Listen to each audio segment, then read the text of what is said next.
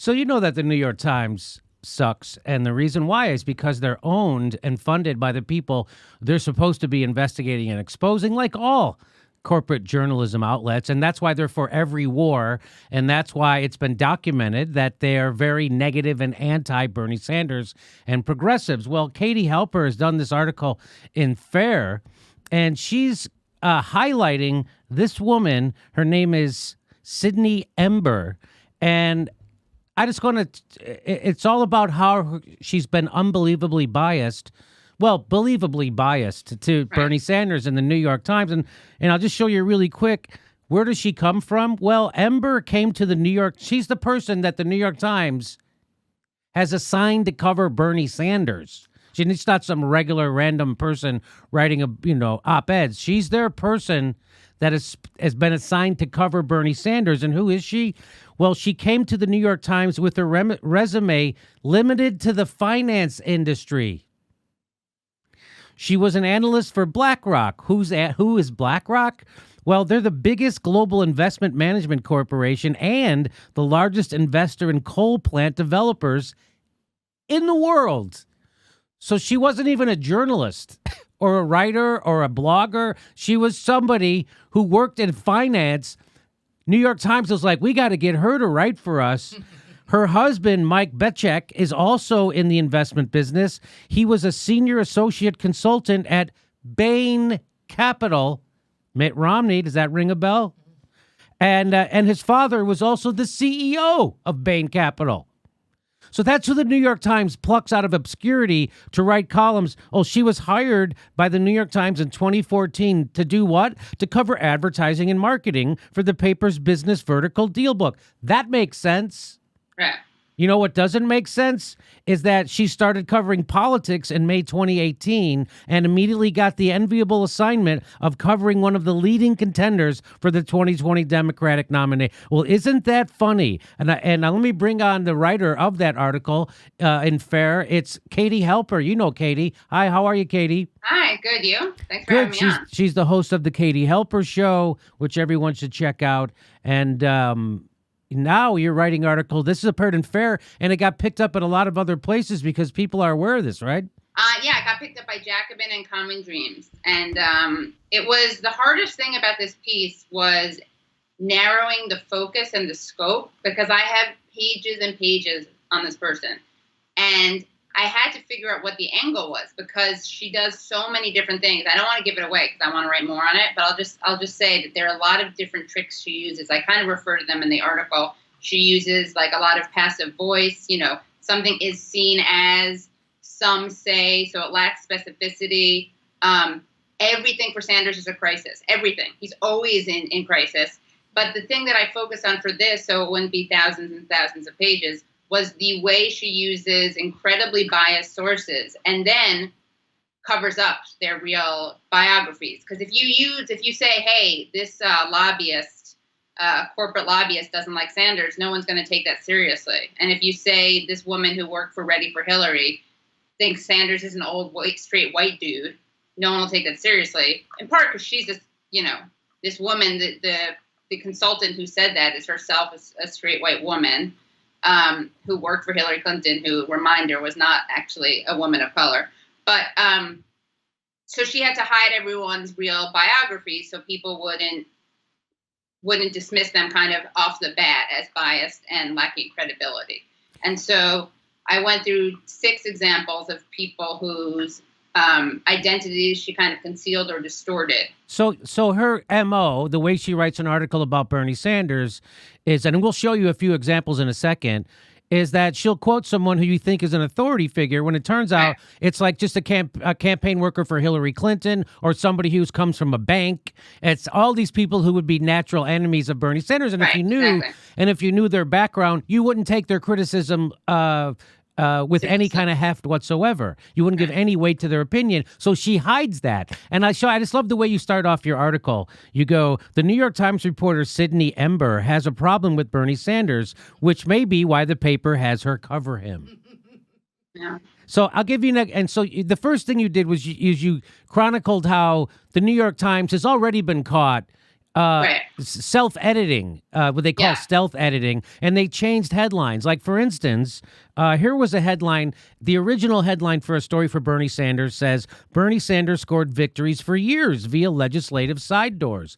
They switched. That sounded a little too positive, so they edited it themselves to make it sound negative, and it says, via legislative side doors, Bernie Sanders won modest victories. Modest, right? Modest. And so even after after the paper's public editor chastised the Times for the practice known as stealth editing, that's what I just showed you, the editors defended the changes because they, quote, thought the article should say more about his realistic chances.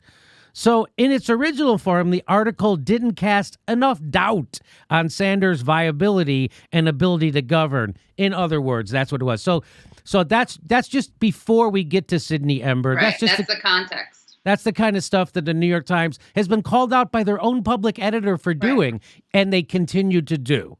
Which, coincidentally, they no longer have that position. There's no longer a public editor at the New York Times. That's another interesting thing. They got rid of the public editor, and too much work. I can't remember the rationale they gave. We made fun of at the time, but I can't remember what it even is right now. But so here's some of the stuff. And also, really quickly, just Sure. so people know, it's not even just the headlines. They removed an entire positive quote from a Sanders advisor. They just cut it out of the article. And then they put in 2 paragraphs of critical stuff that cast him as kind of like pie in the sky. Right. Right. So in that article I showed you where they switched the headline, they also took out a paragraph that was positive about Sanders, and they put in two negative paragraphs about him. So here's an example. They wanted to get rid of the public editor position, yeah. shifting its focus to reader comments and social media conversations. Did you hear that? Are those mutually exclusive? What do they have, like a physical layout that can't fit all of those things? I'd like to run over there, but that's in another building to read the. Yeah. What do they have? Like literally readers coming to the building. They're like, public editor, can you get up and move over so we can get some readers into the seat that you're physically in? So what does that tell you, Katie? That they get rid of the public editor? It tells me that there's a couple of billionaires owning that paper that don't want anybody to really check on them, right? Right. And this is just what we caught. Like, this is when they got busted. So you know that behind the scenes, these edits are taking place all the time. All the Matt time. Taibbi talks about this in his book, Hate Inc., how some censorship is just built in. Like, you just pick up the cues. You know, it's almost like natural selection. It's like an evolutionary process. You don't have to be told. But in some cases, people clearly are told, or the edits are done themselves. And in this case, Jennifer Steinhauer, she made it clear it was editorial. It was editing decisions. Here's a perfect example from your article. Bernie Sanders is making changes for 2020, but his desire for control remains. And at the bottom, you put the most interesting quote. It says, at the end of the day, he is still an old white man. Right. Now, she said that came from a veteran Democratic strategist. But where did Miss Ember really get that quote from, Katie? This woman named Tracy Seffel, who is a consultant who worked for Ready for Hillary, the super PAC that was getting Hillary ready to run. She also was famous. In fact, the New York Times itself wrote about her being buddies with Matthew Drudge. So when Hillary was running in 2008, this woman Seffel would leak stories to the Drudge Report. So right before Obama was going to give a speech, for instance, they leaked that she had out fundraised him or something. So that was on the front page of Drudge. So she quotes someone who she says is a Democratic strategist as saying he's just another old white man, and she leaves out the part that's important, that who that woman really is. Not only that, but she's written and consulted with Drudge. That's who she's quoting. Someone who's written and consulted with the Drudge Report. So, okay, here's another one. Not written, just consulted. Consulted with, right. Consulted with, sorry. Off the record, behind the scenes, they were buddies and giving each other tips, yeah. Yes. And worked for the Clinton campaign. Yes. I mean, that's even a bigger deal.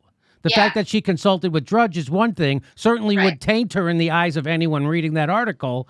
But the fact that she comes straight from the Hillary Clinton campaign disqualifies her from being considered It's such seriously It's in her such an obvious criticism. thing that you have to include. I mean, it's such a, if you're going to quote someone who says that, which you shouldn't because it's a ridiculous, he's also Jewish, by the way, newsflash. But if you're going to quote someone like that, you absolutely have to mention that. And she also brags that, like, she doesn't reveal who employs her. And the New York Times said that she doesn't leave her fingerprints on things. So she's known for being, sneaky. So here's this is, again, just another example of this woman, Sydney Ember, taking quotes from people and she's concealing who they actually are. So that's not journalism. That's called straight up propaganda. And the New York Times chose her to do this, and they're not trying to get her to be better. They like what she's doing. So the fake news, again, is on the front page of the New York Times every goddamn day. And this idea that somehow YouTube is the radicalizer of people, it's the New York Times that radicalizes people for corporatism and radicalizes them for war. So here's another one. Here's another article. Bernie Sanders says no to incrementalism, highlighting divide among Democrats. So you see how every headline this woman writes is completely negative? And at the bottom, here's the quote you pull. If you go too far left, Donald Trump gets reelected, warns the representative of a center-left group led by investment bankers. So first of all, even that kind of whitewashing is still hilarious because she has to end with, but led by investment bank. Oh, the investment bankers don't agree with Bernie? Shocker. Shocker. Right. So this is Third Way, the famous Third Way that's constantly this guy's Jim Kessler. He's at Third Way, and they are the people who, get sexually turned on by centrism, by cutting Social Security, by cutting Medicare. I mean, these people are like, they're not even the normal neo-libs or centrists that we make fun of. Right. And we say aren't real leftists. Like, these people are actually like fiscal conservatives. I mean, they want to slash funding. And there's video of them refusing to say how many of their donors how many of their board members come from Wall Street. This guy, he like bragged about working on third way things with Democrats and Republicans on abortion. Jim Kessler. Yeah. And this is the person she's quoting in the article to be negative to Bernie Sanders. Of course, she doesn't really tell you who these people are. Right. The Third Way, they just came out with a new thing. Katie, did you see it? That they're against free college? Oh, yeah. Canceling college debt, right? Yes. Or both. Yeah, student loans. They said in October, that they were, a couple years ago, they warned Democrats not to fall off the populist cliff following Elizabeth Warren and Bill de Blasio. Those are the populists for them, right? That they're too extreme. Then they were asked more recently about Warren, and they said, well, we'll see. But the only exception is Bernie Sanders. So in October, they were already saying, we will consider working with anyone except for Sanders. And that's the person who says, I don't really like Sanders' position. Wow, shocker. Never saw that coming. So again, this isn't journalism. This is straight up propaganda. Why do people still respect the New York Times, Katie? Because that's a good question. The thing about media criticism, as you know, is it's very hard to catch it in the act because it's so meta. Like, you have to know to look for other evidence that disproves them. And that's why people like Ember are actually much more dangerous than Brett Stevens, however you say it. Yeah. Stevens, or Barry Weiss, or the guy with the toupee, George Will. Like, those people, we know where they are. They wear their ideology is obvious, and they don't deny it. It's atrocious. It's reprehensible. Climate denying, Palestinian hating. Right. But it's actually much more dangerous when reported pieces do this, because you don't have your guard up. You think that you're just reading objective reporting. And it's not at all. It has an agenda, and it's totally ideological. And, of course, Jim Kessler from Third Way does that thing where he pretends that he and his think tank also want universal health care, but that's always code for universal undercoverage. Like, yes, that also means that free market solution. That's what they mean. When they say we're for universal health care, they mean a free market system. that Where everyone has the that chance to that is no doubt going to leave not people afford. out Right. and bankrupt everybody else who gets sick. All right, Right, yeah. here's another great article that you chronicled that she wrote. It says the New York Times warns about Bernie Sanders' disturbing record of opposing mass murder. And the headline is Mayor and Foreign Minister, How Bernie Sanders Brought the Cold War to Burlington. Oh, my God. I saw that headline. This was the best one. Yeah. This is the piece that speaks to the danger of objective reporting, is that this piece kind of put Ember on the map, but people still don't know her name because it's not like when you write an op-ed, it's about the person and their opinion. This people did notice because it was such a red baiting Cold War hit job. It was like so bad, but still, not everyone remembers her name because that's kind of the nature of being an objective reporter. Yeah. Is that you're not, it's not about you. But yes, this piece was. This is what pushed me over the edge because I had been noting her smears and her dishonesty, and then when this piece came out, I was just like, it was hard to write though because it was so overwhelming. Where to start? I mean, she talks about the Contras and the Sandinistas like both sides are the same. Like both sides did some bad stuff. That's hilarious. Oh, that's like saying the Palestinians and the Israelis and the they're like, Yeah, both sides. Yeah. So here's another one. That was the worst. Sanders educate. That was the worst one. She quoted Otto Reich. The guy she quoted for that, Otto Reich. Okay, here, I'll show you a picture of this guy. This is the guy here, right? I know. It's such a mensch, right? He looks like such a great guy. So for that article she wrote where she red baited Bernie, basically that's what it was. She was red baiting Bernie and the front page of the New York Times, which I told people on the left who pushed Russiagate, all my friends who pushed Russiagate, I told them, that this is always going to come back to hurt Bernie and the progressives, and you're just being useful idiots. And they didn't know that and didn't fucking care. And they're still pushing Russiagate, and as they're red baiting Bernie on the front goddamn page of the New York Times, the people on the left still pushing Russiagate. That's how fucking brilliant they are. Yeah, and North Korea stuff too, right? Yes. They want what is the end game in North?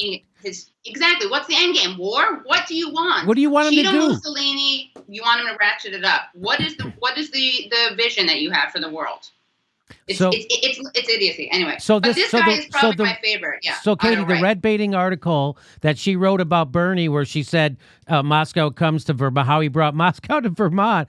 She quotes this guy here, and this guy is Otto Reich, New York Times expert on appropriate. And so tell me who he really is. Okay, so Otto Reich is a Cuban exile right winger who worked for Reagan and then Bush. So she mentions that he was an envoy, special envoy for Latin America, who helped oversee Nicaragua policy for the Reagan administration. Yeah, he was that. But he also worked for Reagan in an office of public diplomacy, which worked with the CIA and PSYOPs people and Army intelligence people. And their job was really to sanitize the Contras. And for people who don't know, the Contras were a terrorist group that the United States bought arms from Iran for, right? Was it that they sold? So it was called the Iran-Contra thing. And what they did was they sold missiles to Iranians, and they took that money from that sale and they gave it to the Contras. And now both those things were illegal. Right. And Iran was an official enemy at the time. And they weren't supposed to do that, and they lied to Congress. And they broke, there's a Bolin Amendment is what it was called. Yeah. That was the thing they were violating. Right. And the Contras, I mean, just so people know, these people raped people. They destroyed entire villages. They were death squads, literal people. Yeah, death squads and torture squads. And they would kill nuns. They would kill nuns, they would rape nuns, and all these human rights groups, they would say, look, of course, the Sandinistas have done some shitty things, but it was almost all of it was like casualties of war as opposed to policies of terror. Like these people, the Contras were, so inhumane. They were trained by the U.S., and this guy, his job was to run this office that was condemned by the General Accounting Office or whatever, which is nonpartisan. His job was to place op-eds that praised the Contras, that were critical of the Sandinistas. He spread rumors about journalists as being involved in sex scandals, gay sex scandals, whatever it was, if they said anything positive about the Sandinistas. And he would go around and like threaten, not physically, but go into different news offices like NPR and threaten basically that, Reagan would cut their funding if they were too positive or too critical, I should say, of the Sandinista, of the Contras. Contras. Yeah.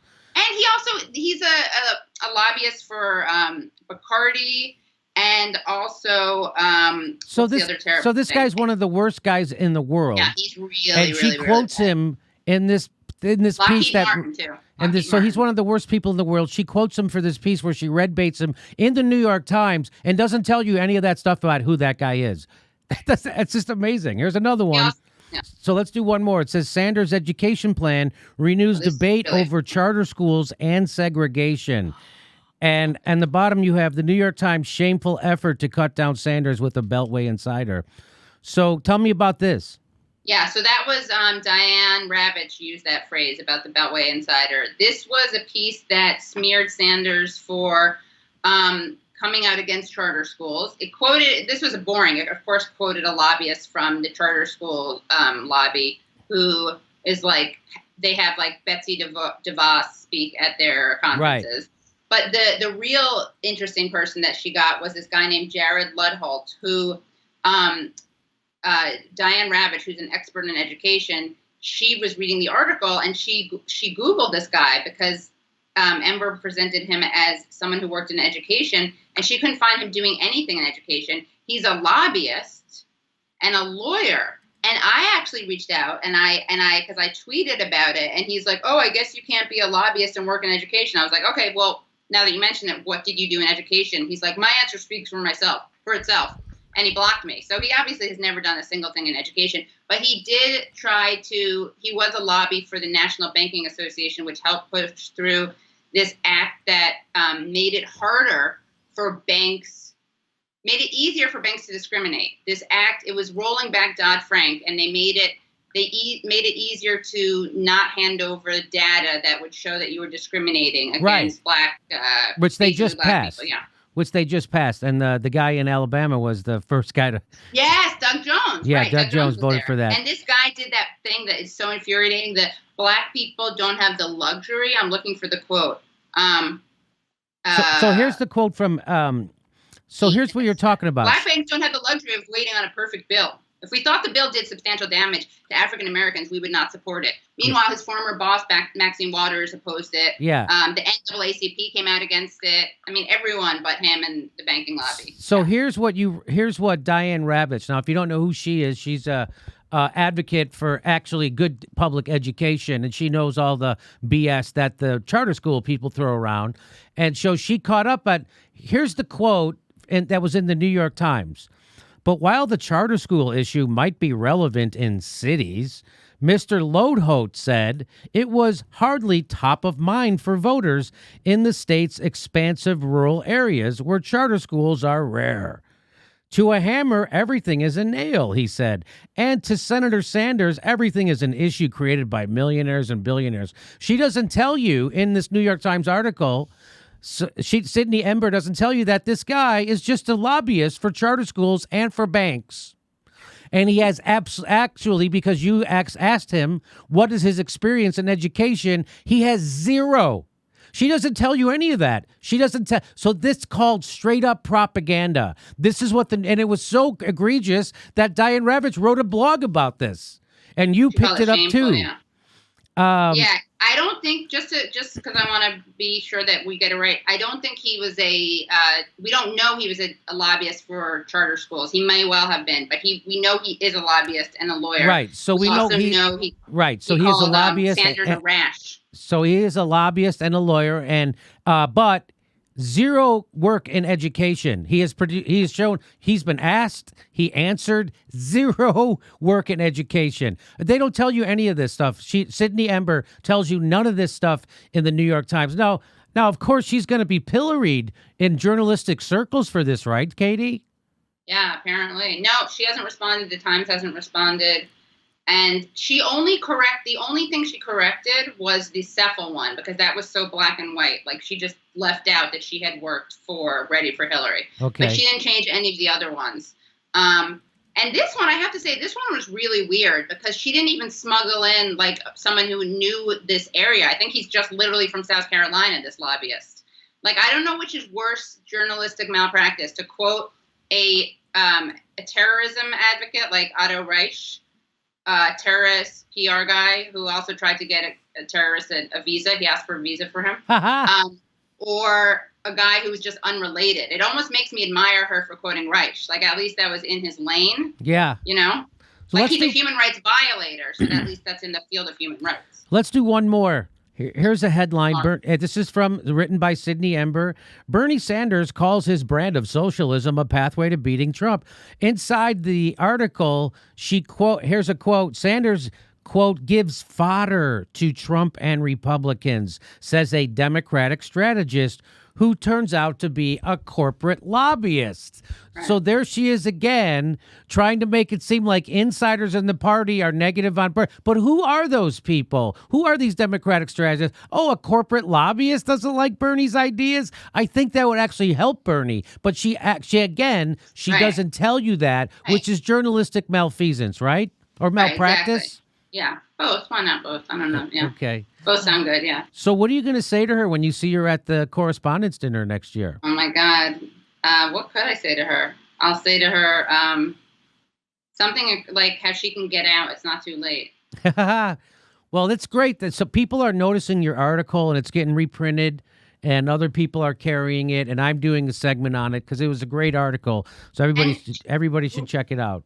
I just want to add one thing about she interviewed Bernie Sanders after that red baiting piece came out. She interviewed him, and the question she really wanted to ask him was if he had heard an anti-American chant at a rally, and if he would have left if he had heard it. Oh, so you're talking about not Sydney Ember, but the other. Yeah, no, Ember. Ember interviewed Sanders because when she wrote that, she co-wrote that. That red baiting piece that totally, by the way, she co-wrote that red baiting piece. Sanders didn't talk to her probably because he knew that she hates him and would, misrepresent him. But it was, I guess, so bad that then he reached out. She did do an interview with him. And her first question was if he remembered hearing this chant that said, like, the Yankee will die at a rally that like 50,000 people attended, by the way. Jesus and Christ. Wanted to know if he had heard it, would he have stayed? And then he said, do you know, like, I don't think you know what you're talking about, which she doesn't. And then people got all offended for her. It's like, are you offended for the, like, thousands of people who were raped and killed by the Contras who Ember is just whitewashing? She's, like, spitting in the faces of all these people who were killed, raped, tortured, skinned. They skinned people. Like, and that we're supposed to care about this one privileged journalist, but not care about these people who had their entire country ravaged by civil war because people were afraid of democracy. Is there anyone working at the New York Times that isn't a privileged, snotty, horrible journalist? I mean, I'm not kidding. Like, who? Yeah. Well, they hired, I think Michelle Alexander is now writing op-eds for them. I mean, the fact that I heard Chomsky, or someone said this, that the fact that the New York Times is referred to as the establishment left right. is just a contradiction in terms. It just shows you you can't be the establishment and left.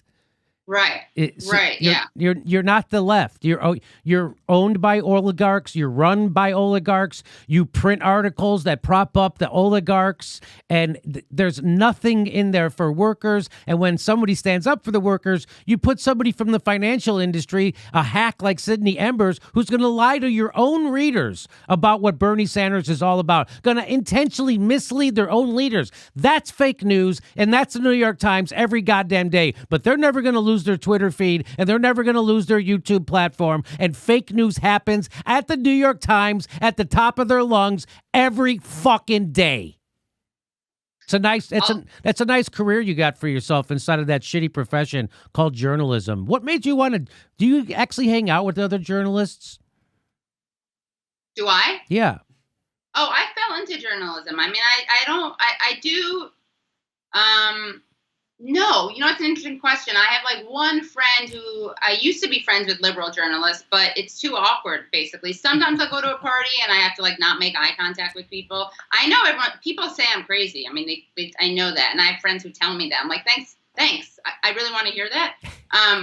But the people who think I'm crazy are liars. So it's a nice way to kind of like marginalize someone who's an inconvenient. I'm not saying I'm not martyring myself as like some amazing truth teller. Just saying, if you ever call bullshit on anything, then you're seen as divisive or toxic or aggressive, or I'm like trying to impress men. That's the narrative that they often use for me.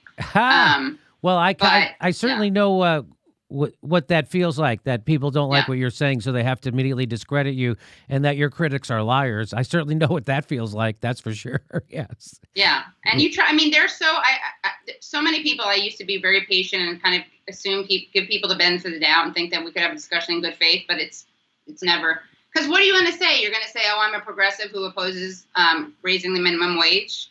No, so you have to pretend there's a reason you're not supporting the person who is raising the minimum wage. That's right. That's right. All right. Well, Katie, everybody thanks for taking time and talking to us. Everybody check out Katie's show, The Katie Helper Show, and we'll have your Twitter right there. Great. And I did an episode that you should listen to with Greg Grandin, who's a historian who talks all about how Ember and Jonathan Chait, who of course loved Ember's piece on Sanders, how they are products of the very re-education and propaganda that Otto Reich was spreading, how they are doing his bidding, basically. So okay. That's a good one. Yeah. Everybody check that out. Thanks, Katie. Hey, we just added St. Louis and Honolulu to our live tour schedule. Go to jimmydorecomedy.com for a link for all the tickets for all our live shows. We might be coming to your town. Go check right now at jimmydorecomedy.com. And if you like the show and want to support it, become a premium member. You can become a patron or through PayPal, or go right to jimmydorecomedy.com and become a premium member. That's the best way. We'll see you at a live show.